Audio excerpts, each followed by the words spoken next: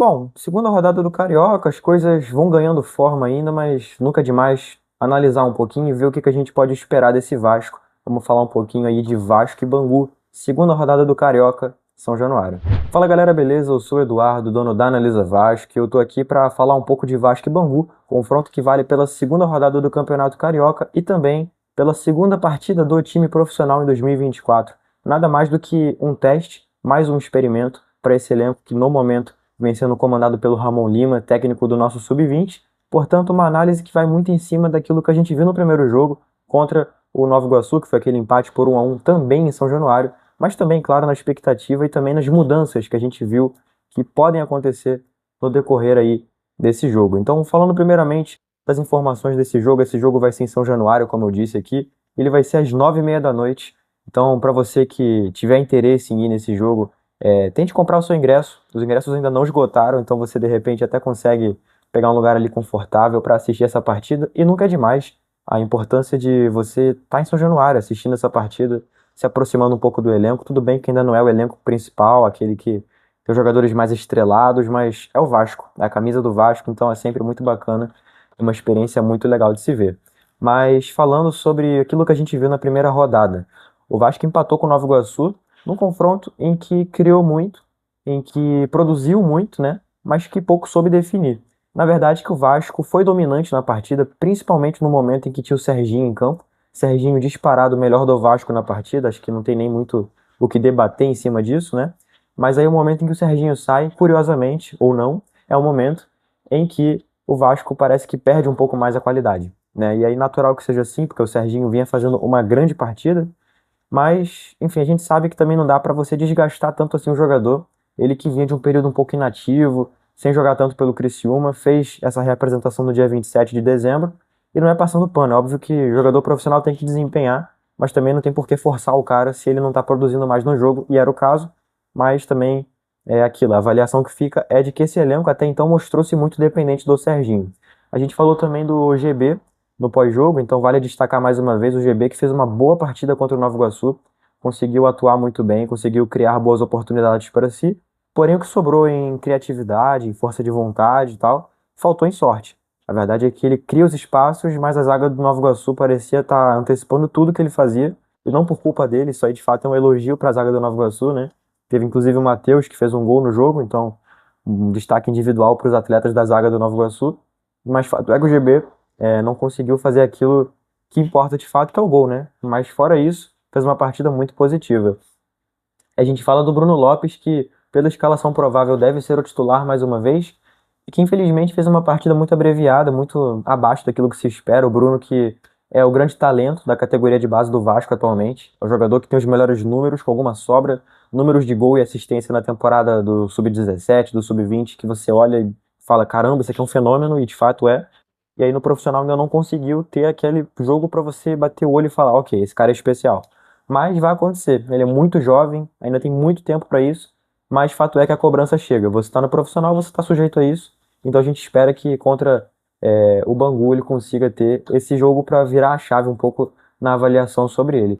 E aí fica o destaque negativo em relação ao último jogo para o Maxwell Alegria, que nem vai atuar nesse jogo de amanhã, porque foi convocado para o time da Copinha, né?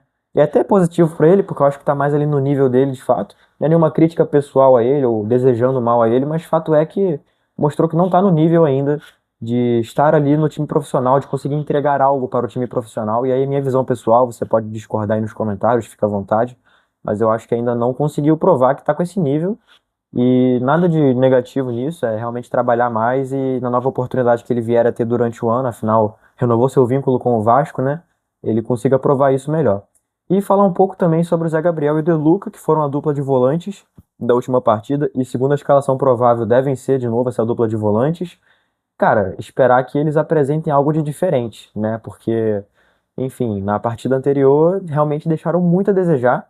Partida bem medíocre deles, o Zé Gabriel principalmente, pouco produtivo ofensivamente, defensivamente errando muito tempo de bola. O De Luca até um pouco melhor, mas mostrando as limitações que a gente está acostumado a ver deles, né? O De Luca, um volante com pouquíssima mobilidade, com a bola no pé e tal, aquele volante bem engessado mesmo, decisões questionáveis ali na distribuição do jogo, muitas vezes colocando o zagueiro na fogueira e tal, mas é aquilo, a gente sabe que primeiro jogo da temporada, as coisas ainda não estão tão impecáveis assim, né? E falar do goleiro Pablo, que é uma dúvida pro jogo de amanhã, né? Sofreu uma lesão durante o treino aí dos últimos dias, né? E talvez nem seja ele na meta. Há uma possibilidade aí, então, de que seja o Daniel Fusato, que já está registrado no BID, mas é uma possibilidade bem remota, porque foi feito um novo exame na tarde dessa quarta-feira, que é quando eu gravo esse vídeo aqui, e aparentemente nada sério. Vamos ver o que acontece aí de fato e o que a gente pode esperar desse elenco do Vasco, contando ou não com o Pablo no gol, né? E aí a gente fala um pouco sobre o Paulinho, lateral direito, que fará sua última partida pelo Vasco em um bom tempo. Afinal, foi convocado pela Seleção Brasileira Sub-20, comandada pelo técnico Ramon Menezes, que além de cria do Vasco, é ídolo do clube como jogador, já passou por aqui como treinador também, e que hoje comanda a Seleção Sub-20 brasileira, e convocou o Paulinho para a disputa do Sul-Americano de Seleções, que vai ser lá na Bolívia, e vai estar jogando junto do Ryan, por exemplo, que é outro também que não estará com o Vasco nesse primeiro momento do ano, nesse primeiro semestre ali durante alguns meses, vai estar lá disputando essa competição, que é uma competição tradicionalíssima, talvez a mais tradicional entre seleções de base para a América do Sul. Então, um grande feito para o Paulinho, fica aqui o parabéns a ele, que marcou um gol no último jogo, né? Voltou com chave de ouro ao profissional e agora vai ter essa oportunidade na seleção brasileira, que ele se saia muito bem, que represente muito bem esse nome do Vasco. E na zaga, a gente também pode ter uma novidade, e aí a gente fala um pouco do Lincoln e do Luiz Gustavo, que foram a dupla de zaga, né? Que mostraram alguma segurança, porém ainda bem inseguros na saída de bola. E aí esse problema pode ser que se resolva porque a tendência é de que Souza, volante, seja o titular da zaga nesse jogo de amanhã. Isso porque o Lincoln foi chamado para o time da Copinha, vai disputar a competição até o final lá com o elenco que já estava lá, né? Então o Souza parece que vai ser o substituto imediato para essa situação.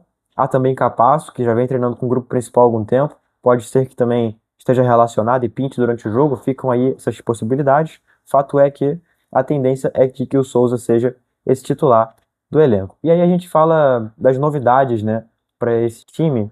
E há uma grande possibilidade de que é, hajam jogadores que fazem parte desse elenco principal e estejam relacionados para essa partida, que são o caso de Paulinho, Jair e Maxime Domingues, assim também como o Jean David, né? São esses quatro ali, além do próprio Souza, que a gente mencionou aqui. Isso porque muitos jogadores eles foram convocados para disputar a Copinha. Isso gera um desfalque nesse elenco, que já vinha sendo considerado como aquele que disputaria essas três primeiras rodadas. E esse ciclo das três primeiras rodadas ele acaba no próximo domingo, quando o Vasco visita o Boa Vista lá no UFC Resende. Até lá, esse é o elenco que vai estar em campo. E aí, pensando justamente nessas ausências que se provavelmente fará essa descida, entre aspas, desses quatro jogadores.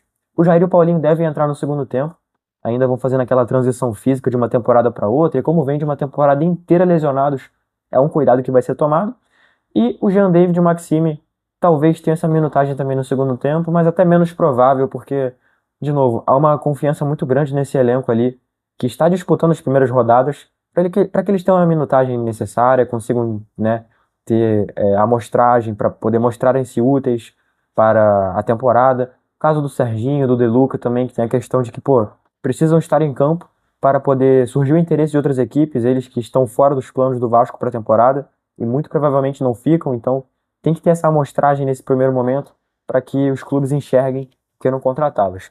Bom, repassando as informações, 9h30 da noite, a partida começa, será transmitida gratuitamente pelo canal Gold, mas para você que mora no Rio, eu friso, cara, tenta comprar seu ingresso, a arquibancada, que é a mais barata, né, inteira tá R$ 80, a meia a R$ 40. Então, se você tiver a possibilidade e a oportunidade, tente ir. Sempre um momento muito bacana você poder acompanhar o Vasco, né? E poder curtir um joguinho de carioca, sempre um clima bem leve. Recomendação aí fortíssima para você poder curtir um programa bem maneiro. Bom, eu fico por aqui. Forte abraço a quem viu esse vídeo até o final. Fica a indicação das redes sociais da Analisa Vasco, Analisa CRVG, Twitter, Instagram, Threads e Facebook. E por lá a gente cobrirá esse jogo com os principais detalhes também. Claro que nada dispensa uma transmissão de televisão, mas aqueles vídeos de arquibancada, os detalhes ali da beira do gramado, a gente vai estar lá cobrindo também. Então, para quem interessar, né, fica a indicação aí. Tamo junto, valeu e até a próxima.